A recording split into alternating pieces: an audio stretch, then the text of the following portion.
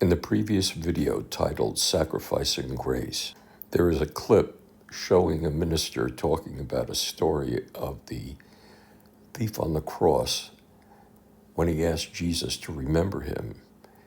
The next thing he knows is he's in front of the pearly gates and one of the angels is asking him how he got there.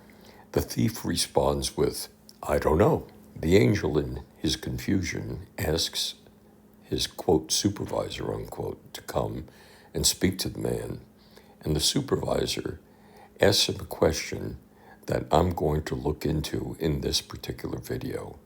What about justification by faith? Do you understand anything about there? The response of the man was, "No, I don't know anything about that." As a result of the ignorance of any church dogma, the lack of baptism, the lack of attending any Bible studies or anything of that nature, the man finally was asked, "Well, how did you get here?" His response was brief and simple. He said, "All I know is the man on the middle cross said I could come." The beauty and simplicity of that statement haunts me to this day. As I said previously, it is the most dramatic, succinct description of grace I have ever heard.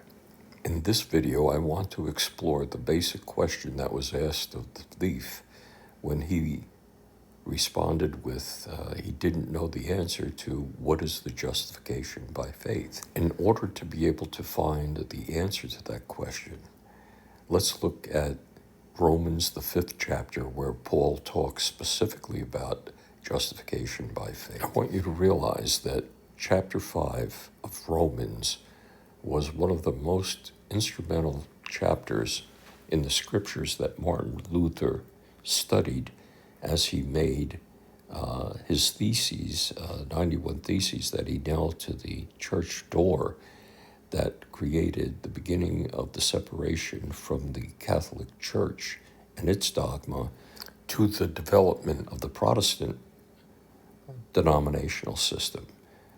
In the whole Bible, there is hardly a chapter which can equal this triumphant text, was the actual quote from Martin Luther.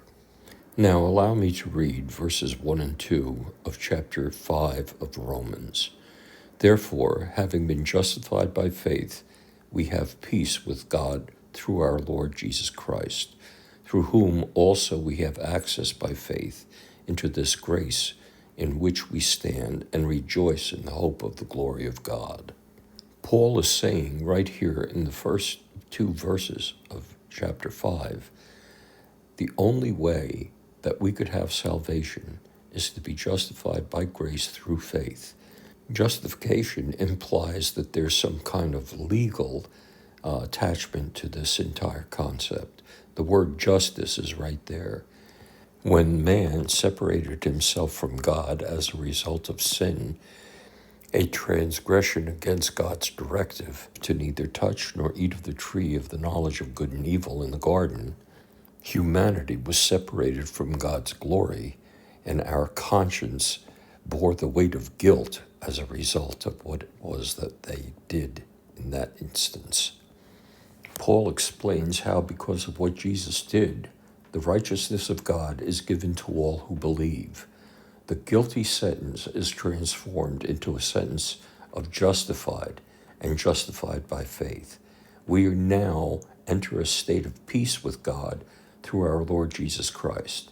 This is the first benefit because the price is paid in full by the work of Jesus on the cross.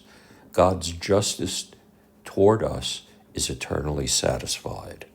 Sin is defined as the transgression of God's law. Jesus Christ of Nazareth lived a sinless and blameless life, and as a result, he fulfilled the requirements of the law, so that after those requirements were fulfilled, then God could justifiably apply grace, mercy to every human being from that point on. When we sin, we are at odds with God. There is no peace. Peace can only come through Jesus Christ, who was always at peace with his Father.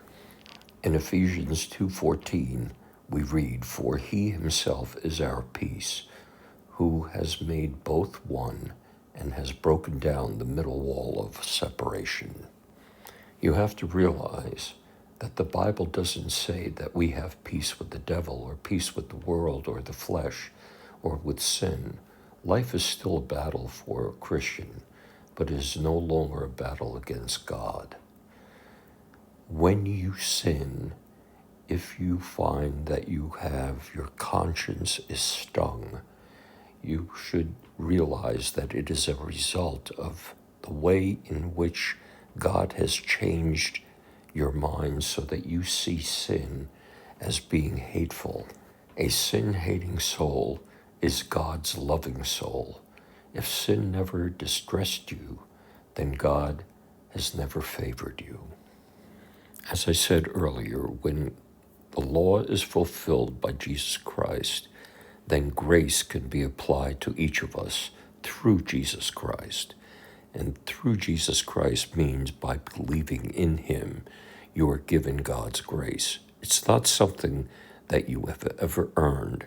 It is something that God gives you because he loves you and because you have accepted his Son as representing you and your life as flawless before God himself as a result of Jesus' sacrifice and love for you.